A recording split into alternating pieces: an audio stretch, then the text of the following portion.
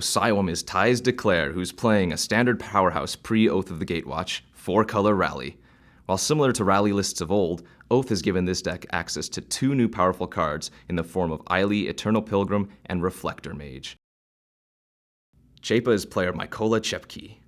Chepa is playing a nice spicy brew control, frequently known as Dark Jeskai. This list has access to many removal and card drawing spells, which is added in place of a large number of win conditions. Chandra Flamecaller and Kalidas, Trader of Get, are the 2 new additions from this set that make their mark here. Chandra is a powerful win condition that can also help stabilize the board with her minus ability, and Kalidas, Trader of Get, is a powerful win condition that is also a main deck answer to a lot of the Rally decks in Standard we see today. Let's go to Game 1 of the quarterfinal match between Osiwm and Chepa. Osiwm is first on the board with Elvish Visionary into Reflector Mage, which bounces Chepa's Soulfire Grandmaster. Fiery Impulse takes care of the Visionary and is followed by the previously bounced Soulfire Grandmaster. An end of turn Collected Company from Osiwm is quickly countered by one of Chepa's 2 main deck Disdainful Strokes. Reflector Mage battles in, dropping Chepa to 11, and is followed by Eily, Eternal Pilgrim, and Jace, Vryn's Prodigy. Chepa responds with a fantastic turn, playing out Monastery Mentor and delving enough cards to also cast a Treasure Cruise. Not to be outdone, Osiwm transforms Jace on his turn and casts a main phase Collected Company, finding some nice goodies in the form of Reflector Mage and Catacomb Sifter.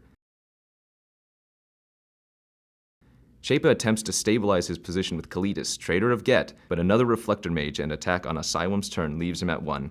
Chepa immediately concedes. Chepa leads things off in Game 2 with a Jace, Vryn's Prodigy, which Osiwm quickly matches of his own.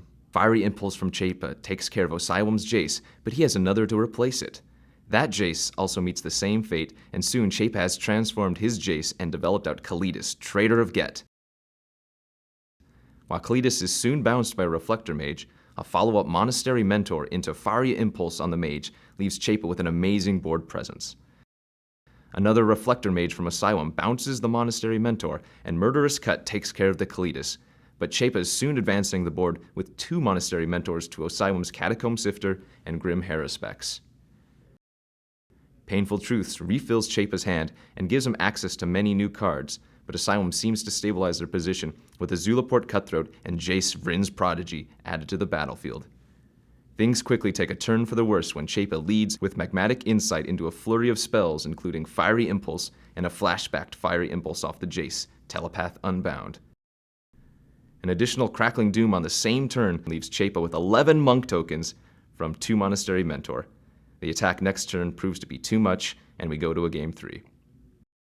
Game 3 starts off a bit uneventfully. Osiwm has curved Zulaport Cutthroat into Catacomb Sifter, while Chepa has played Magmatic Insight on both turns 1 and 2.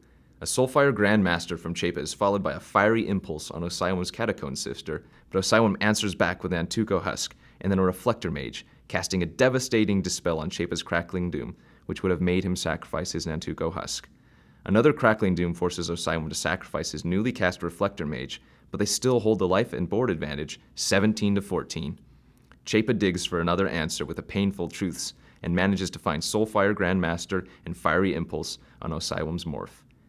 And in response, Murderous Cut negates the life Chepa would have gained, and on the following turn, Osiwm finishes off Chepa with a lethal attack to move on to the semis.